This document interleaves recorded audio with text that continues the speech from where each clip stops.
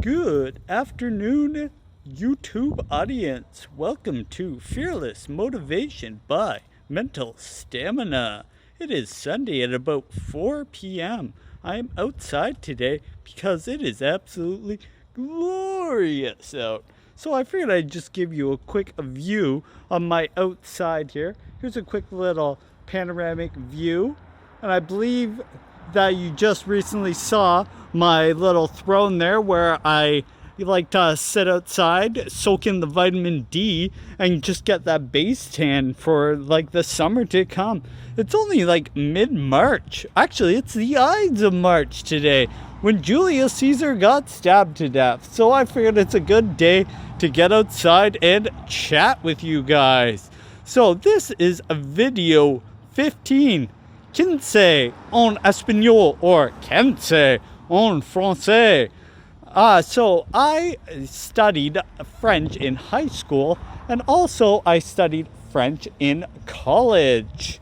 So I did this to become more familiar with the second official language in Canada. As a result, I can do a basic conversation en français. I still remember about 15 years ago, my favorite thing to say in French is l'oiseau dans la bibliothèque, c'est bon. So basically what this was a funny skit that I saw on Just for Laughs. In the Just for Laughs segment, there was a job applicant that was applying for a job that was had to be completely bilingual. So when the job interviewer decided to switch over to French, this is what he rambled out. So it was quite amusing in that sense. So like I said, this occurred 15 years ago when I saw this skit. It's weird what this brain tumor has done to me. Like it definitely given me a lot of setbacks. But as far as mind acuity, my mind is just like so clear about like past events and television shows that I thought were irrelevant. Also, I have studied introductory Spanish. I studied this in a university to complement my law and justice degree. So my favorite things to say in Spanish are yo hablo español, yo compré dos cervezas, and las chicas es muy caliente.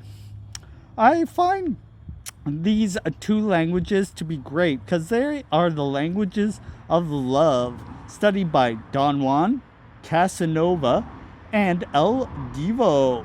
So with these two languages, it just gives you a more affluential nature and be able to talk to people in a better a sense. And also, once I add some Italian to the mix, I've got a friend that speaks it quite well. I'll have the Mediterranean coast on lock.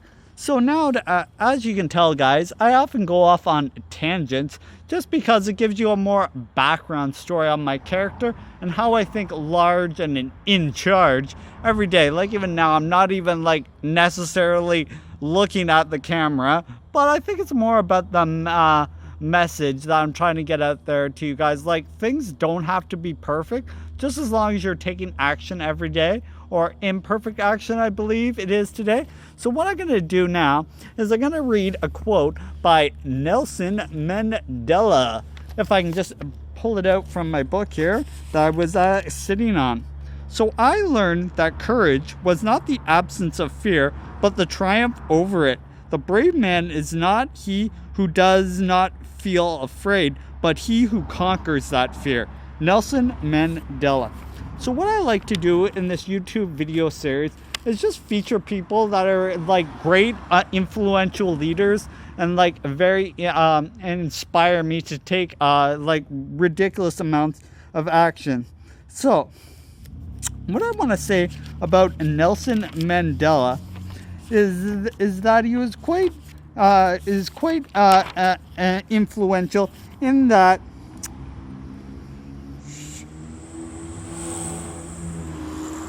Yeah, sorry guys, I just had to refer to my notes there. But in 1962, Nelson Mandela was arrested for attempting to overtake the government. So that was part of the Revolia trial, but just to imagine that he was sentenced to life imprisonment, served 27 years in prison, and then he was released in 1989. But in 1994 to 1999, he was elected the president of South Africa. He was also given a Nobel Peace Prize, and he was given social activists all throughout his political career. And that's just amazing to me, because he helped end the apartheid government. So also what I really admire about Nelson Mandela is that he was the first black president in the entire country's history. And just imagine how difficult this was for him to rise the country to the highest office. So what I believe is that I believe that the Western Hemisphere in itself, we're just really spoiled. We're always considering what we don't have. And it's just I think we really have to get more out there and be happy every day for what we do have. We have water that comes out of friggin' taps, and we have a stable government. In many countries in the Eastern hemisphere, this is not the case. So if you're just happy every day, you're always blessed with more.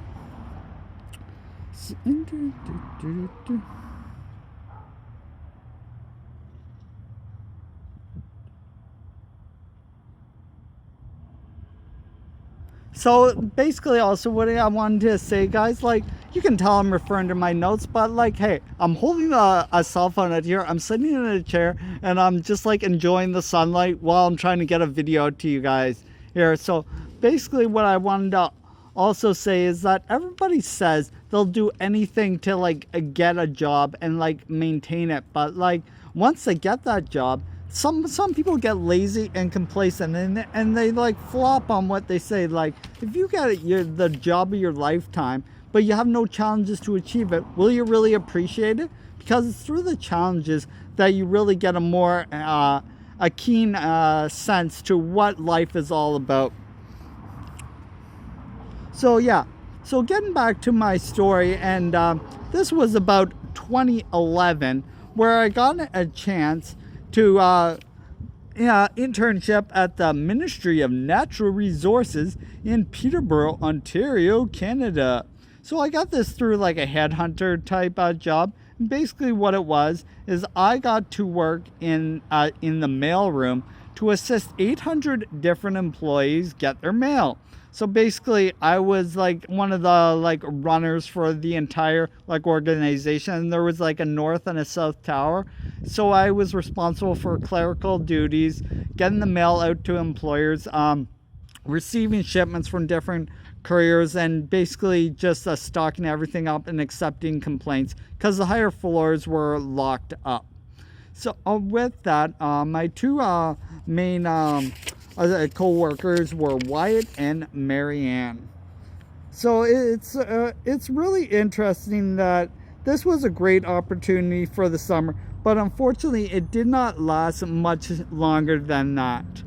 But 2011, I thought I was doing pretty good still, being 3 years cancer free. So that just about does it for this video. And also I wanted to express to you guys that I will be reading a new book after I finish this video, called Atlas Shrugged by Ayn Rand, which I hear is critically acclaimed. And anyways, what I wanted to say just to finish up this video is that I have committed to doing a push-up challenge for the entire year. This is day 9. By the end of this day, I will have done 1,010 push-ups, or 10, as I like to say. I like to always add a little swag to my workouts. So by the end of the year, I'm looking to do 40,000 push-ups, which is just incredible in itself.